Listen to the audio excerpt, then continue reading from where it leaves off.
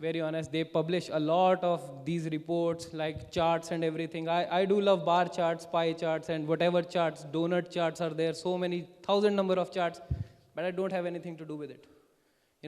I cannot rely just on the charts, see, and I cannot wake up in the morning seeing the newspaper, oh, mom, the cyber crime is getting high in the country, I am not doing anything about it. Sorry, I cannot do that. Okay? We have to be very active. If the government, sorry to say, I'm not disappointing anyone. Disclaimer, mine is coming very late, that every word I say is from my own perspective. It has nothing to do with the companies, and mutual funds are subject to market risk. Read the offer document carefully before investing and stuff, whatever. Okay, so how does it work? Social engineering. Now people in India, how do they do social engineering? The first thing is they gather information about a person. Information gathering is very easy. Once you go for a bank or someone, or even you sign up for Tech Mahindra or whatever, no matter what the company is, once you subscribe to a newsletter, your databases get owned by most of the companies out there, and you start receiving calls that if you want a debit card, credit card, net banking, American Express card and stuff, right? Then, I have also seen people, now social engineers do the second part, that is developing relationship. Sir, we can come to your home, we can collect the documents, they're doing extra. Why would someone do extra for you? My friend Deep Shankar is sitting here. I wouldn't spend an extra rupee on him, No, I'm just kidding. But why would someone do something free of cost for you if they are not at all interested in you? Because they have a motive. Nobody offers you a free lunch. You have to pay for everything. Come on, guys, right? Then, after developing at least a smaller relationship, they try to exploit that. Now, exactly like it happened in those calls that they started calling. Okay, ma'am, please, can you give us your password? What was your username? And what that guy, I was telling you guys about that one of my employee got a call a few days ago. And after he said, okay, tell me your credit card number. I said, okay, write it down, 6042. He said, okay. I said, 1337. He said, okay, 1337. He said, okay, 1337. I said, okay. And sir, what is the expiry date? I said, 1/2025. He said, okay, that is perfect. Sir, can you tell me all the digits which are written at the back of the card? I said, why should I give you? Sir, nahi sir, aapka card band ho jayega. I said, do it. I don't have any money, man. You cannot hack me. I said, if you want to sell your cards, let me know. He said, what are you talking about? I said, I know you. Then he disconnected. Okay? So, why does it happen? Why do we say yes to these guys?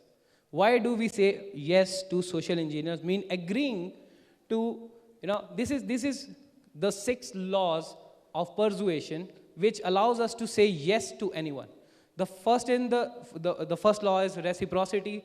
The second one is scarcity. The third one is authority. Fourth one is consistency. Fifth one is liking, and sixth one is consensus.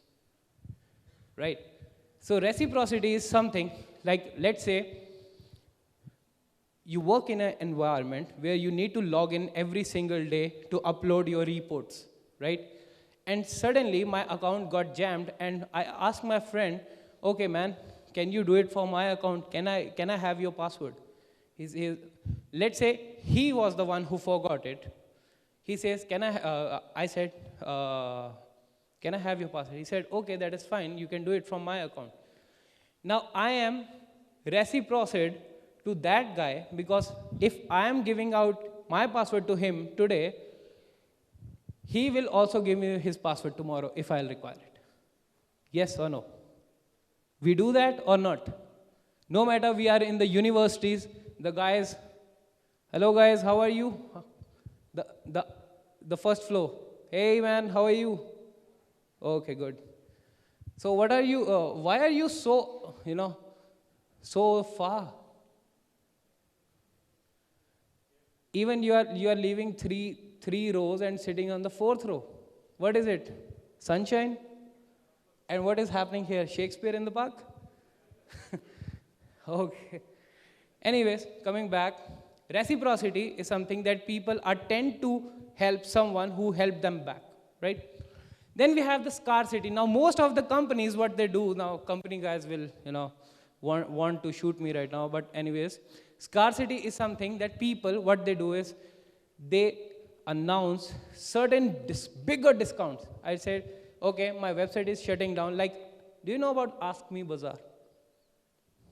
I hope someone is not here from Ask Me Bazaar. They announced some days ago that we are shutting down. Okay, and there was a huge sale on Ask Me Bazaar, which led to tremendous amount of sales, and they still haven't shut down. Why? They created a sense of scarcity that it is getting shut down. People will definitely, visit it. You remember what happened when Orkut shut down? People used to log in back to Orkut to see what they used to do in their scrapbooks and all. Yes or no? Hello? Okay. I make very good cup of tea. If I'll get a chance, I'll make for you guys, because you guys are so sleepy. Yeah. The third one is authority. Now, people who are bigger in terms of their rank and everything, people used to follow them, right? If let's say someone is pretending to be my boss, right? And he's in London right now. He's a great guy. Anyways, authority. Now, if someone would send me a mail from his email account pretending to be him, if I am not a hacker, I would be confused that, okay, I am not this one. He is pretending to be a higher authority. So we have this tendency to, not speak up to our limits when it comes to higher authorities. So this is also a rule which social engineers follow. Consistency is basically, if you are consistently asking someone for information, let's say your bank account would be closed if you are not, you haven't logged into your account for, let's say, last 24 days. If you won't log in again, your account would be banned. Now, this is something which is consistency all about. You need to be consistent. Once you go with this consistency approach, you get social engineered. Liking is something which happens mostly in case of social engineering. Now, let's say I've shown a video here. Let's say if we replace that lady who placed those CDs into the office with a person, with a man, okay? Should have anyone escorted her inside the office? Yeah, very true, very desi answer you got, nahi. Yes, nobody would have. Agree or not? Yeah, come on. Yes. Am I leaving you thinking? I am already doing social engineering on you guys if you are thinking. And if you are not giving a shit to me, that is perfect. Okay. So where do we stand in the national context, man? Another officer duped in credit card fraud. This is from our very own Mera Bharat. Then we have 50 Indian Air Force officers fall victim to the credit card frauds. So nobody is basically secure. So this is where we stand in the national context. Now, this is a perfect example.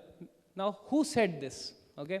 Not long ago, the head of one of our nation's domestic agencies received an email purporting to be from his bank. It perfectly looked legitimate and asked him to verify some information. He started to follow the instruction, but then realized that it might not be a good idea. It turned out that he was just a few clicks away from falling into a classic internet phishing scam, phishing or fish or whatever. This is someone who spends a good deal of his professional life warning others about the perils of cybercrime, yet he barely caught himself in time. He definitely should have known better, and I can say this with a certainty because it was me. After changing all our passwords, I tried to pass the incident off to my wife as a teachable moment, to which she replied, "It is not my teachable moment. However, it's our money. No more banking for you." These lines have been said by the director of FBI. Okay, so nobody, if you think you are secure, I'm sorry. If you think you cannot fall into a phishing scam, I'm very sorry. I can turn a legitimate looking website into a trap. Okay? If I have to hack you, what if I hack your website and put my script into it? Once you next log in into your website, you get hacked. There are enough ways to get you hacked. No antivirus gonna, secure you. Antivirus, most of the times now, people have been coming up with behavioral based antiviruses, which is a very good thing. But if it has to be a signature based antivirus, I'm really sorry, guys. I cannot help you with this. Okay. Problems in the national context. Employments of the right people with the right skill set, it is the biggest problem. What I feel personally is in India, we have enough talent in the cyber domain, so much talent, and people are doing carding and stuff. Now, I come from that line of hacking where the difference between a white hat hacker and a black hat hacker is very less. If you ask me how carding is done, I can tell you. If you ask me how credit card fraud is done, I can tell you. Even if you will ask me what devices are required to perform credit card fraud, I can tell you that as well. And if you will ask me that if those devices are shippable to India, I can tell you, yes, it is. Okay. So relying on third parties for help. Now this is something which government does a lot. And this is something which I really don't like, to be very honest. No matter we don't get more projects from the government, it doesn't matter. Anyways, relying on third parties for help is something which government looks for when they are in a problem. But as soon as the problem goes away, they completely forget about people who helped them in their bad times. This is also things which shouldn't be done. Asking for help when only required. Now, there is no dedicated cybercrime control, and we at NCDRC are doing this with led by Mr. Amarji. Amarji, you guys know Amarji, right? We were talking about NCDRC, that how it is helping to reduce cybercrime control. So cybercrime, sorry. Anyways, hardly any action taken on defacements. Now, I can guarantee you that what exactly happened today when we came, there would be strong actions taken against it. Okay? Companies not paying attention to bug hunters. This is also a very common problem. Now, if I have to tell you guys, I won't name any bank or any company, but people do ignore reports. Once we generate a report, once we push it to a CTO of a company, they say we already know about this bug and we are already fixing it. Now, what kind of a response is this? Now, if you want, first of all, you ask us for a penetration test to be done. Then you say, give us a pilot report. Okay? We find out a bug, we report it, and then you say, no, this bug has already been reported by a team. Now, why do you give us such a pilot kind of area of your website to test with if you know the vulnerabilities? It hardly takes around, you know how much time it takes to patch a SQL injection attack? Developers might know it. Anyone who does this secure coding and stuff. Do we have anyone? It hardly takes around 1 or 2 minutes. It is not that difficult at all. You guys know about Kali Linux? Yes. Offensive security? Exploit DB? Yes. Who's the creator of Exploit DB? Offensive security? So does it mean that they are the best in the world when it comes to security and stuff? Yes. Yes. They are not. If they would have been, I wouldn't have been on their friends list. Means their Hall of Fame, what they call it. 15 people have done it, hacked into offensive security. I was one of them. Okay? So nothing is secure. If you think there is no vulnerability, please go your website, get your website tested from a nice company. That's it. Only credit and ATM frauds are taken seriously in the country where money is involved. Nobody cares if a website gets hacked. Nobody cares if that website contains credit card information. Only when it is copied onto a new fake card, then authorities seek, revenge. This is also something that shouldn't be done. Okay. And there are much more as well. Now, demystifying social engineers. Now, let's see some case studies where I did, these are all my case studies, how I did social engineering on people and, fetched a lot of information. Hey, remember me? It has been so long since we met here. How's life? Sorry, I didn't recognize you. Who's this? We used to study together in the same college. Remember, this is Amit, your batchmate. I don't remember. Check the college pick out. Done. Gone. Okay. Now, how it is done? Do you want to see it? Yes? We all say that it is very, visiting a malicious link will land you into trouble. I'll show you how it is done. Okay? Now, this is my attacker machine. The other one is the victim machine. Okay? So this is the victim who will be clicking on a link and will be redirected to a normal website. And just see what happens on the attacker side. Sorry? What? Okay, they're outside. Just see, someone who visited my website and an exploit is generated. I don't think if you are able to see it or not.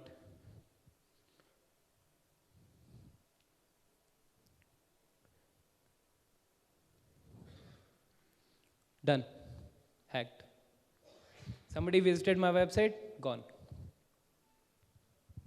I went to his notepad process on his system because it is a better process to, work around with. And now I can type in any command on my system and the victim system will be attacked. Now, victim system is there live and I am now interacting with the victim system. You know what tool is it? Metasploit. And I can see all the files of the victim system. I can configure what is his internal IP address. Now, do you know, most of the people, how many of you guys work in an environment where you have one outer interface connected to an internal LAN? Anyone? Nobody would tell me. Yeah? Is it secure? Okay. Expect one. No. Just kidding. But the thing is, my point of saying is, if your external interface gets owned by someone, he can always migrate and attack to the internal network as well.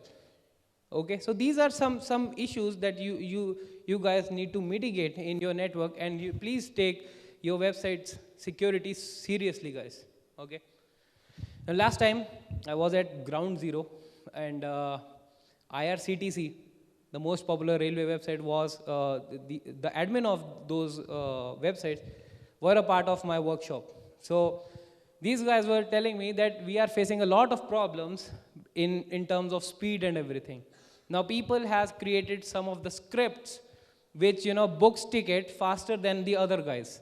Now, how can this be mitigated? I said, come to me as a company, to the company, will help you out. Because I know most of the people what they do, but I'll answer that question here. You know about browser checks? What is a browser check? Come on. Simple, very simple question. How many often you have that you open something and it is written you are using Opera, or you are using Chrome, or you are using Firefox? Do you? Yes? That is basically checking what exactly your browser is, right? It is basically checking the user agent. Now, if the browser is not recognizable, it should block your access immediately if it is not from a legitimate one. Now, the question is, if someone spoofs it, how are you going to check that the browser is legitimate or not? Come on. Come on, guys. There is a tea break coming up, so be happy and stay with me. I don't know if it is. Come on. No? Basically, a JavaScript is executed which actually checks your browser if it is a legitimate browser or not. Now, these kind of things, this is the answer to his question, that we can implement that browser check mechanism to check if the user requesting his site permission is a legitimate browser or not. Okay? Okay. So this is how we can prevent scripts. Now, what all do we need to follow? Now, I will show you, this is my mobile phone. This is Nexus 5, and we have that target sitting right there. You know, can you please come on stage and explain what happened? I did something to his laptop today. He was sitting, and I said, bro, my phone is out of charge. Can you help me charge it? He said, okay, man, give me your phone. He took my phone, put the USB cable into his laptop, and guy, just come. Don't bring your laptop. We don't want to repeat it. It will take a lot of time, and Thomas will be very pissed off at me. Where is Thomas? Anyways. Yeah, what happened? Just let them know. So he told me that he wanted his phone to get charged. So I bought my laptop. With the USB cable he connected. Actually, within few seconds, it got totally engineered. Okay, so let me tell you what happened. I'll show you the video of it. Now, this is the video I'm playing. This is my own laptop right here and my own phone. Now, what in this scenario, what a social engineer can do is, now, most of the times it happens that I can, connect my USB cable to my laptop, and I say, guy, dude, please charge my phone. It is running out of power. Yes or no? And I'll keep it in the locked state. No modifications, nothing. Okay? And what I'll do is, just see in the video.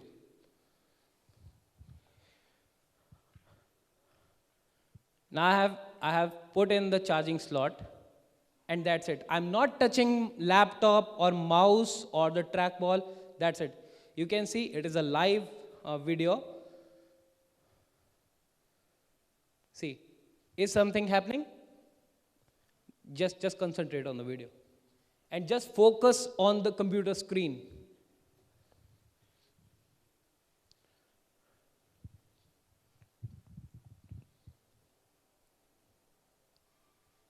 Something happened. Something happened? That's it.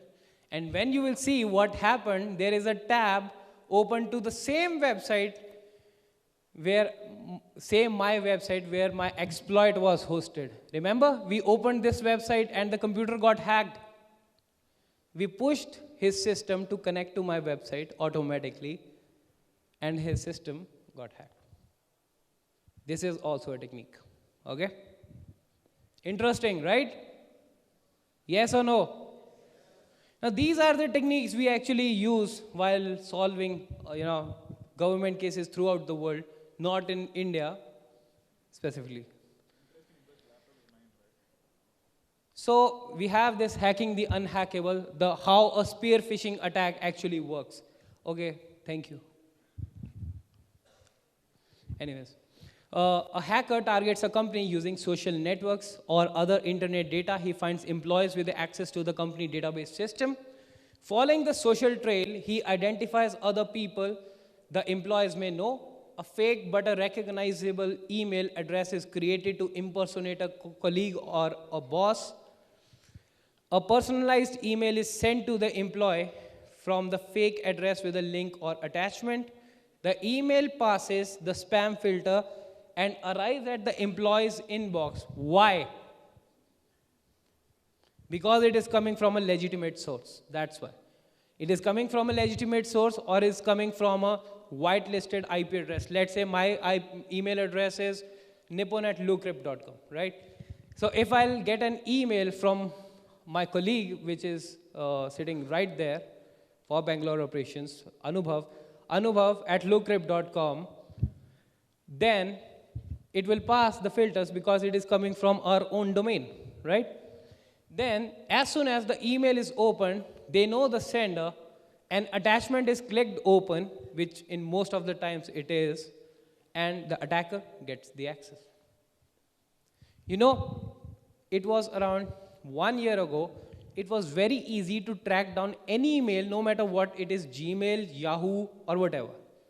And today, Gmail has become so secure for some reasons. What is that reason?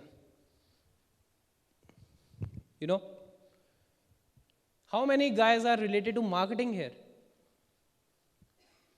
Anyone? Okay. So what actually people used to do is, they embed something called the tracking pixel in their emails. Okay? And with that, as soon as an email is clicked, his IP details are sent back onto the server where the origin of that pixel is there. Now, what Gmail has done is, they inserted an image proxy between. So any data, you will never get the IP address of the target. The only address you will get is from the Google server itself. So completely banned the attack. So how do we tackle social engineers?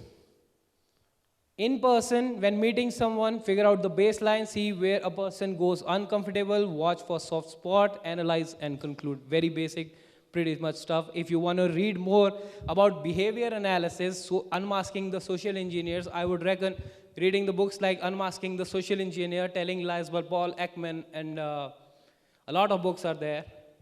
Emotion Revealed by Paul Ekman as well. He's a guy who has a lot of experience with emotions and facial expressions. Now, chatting with someone, never click on any link, never let out your personal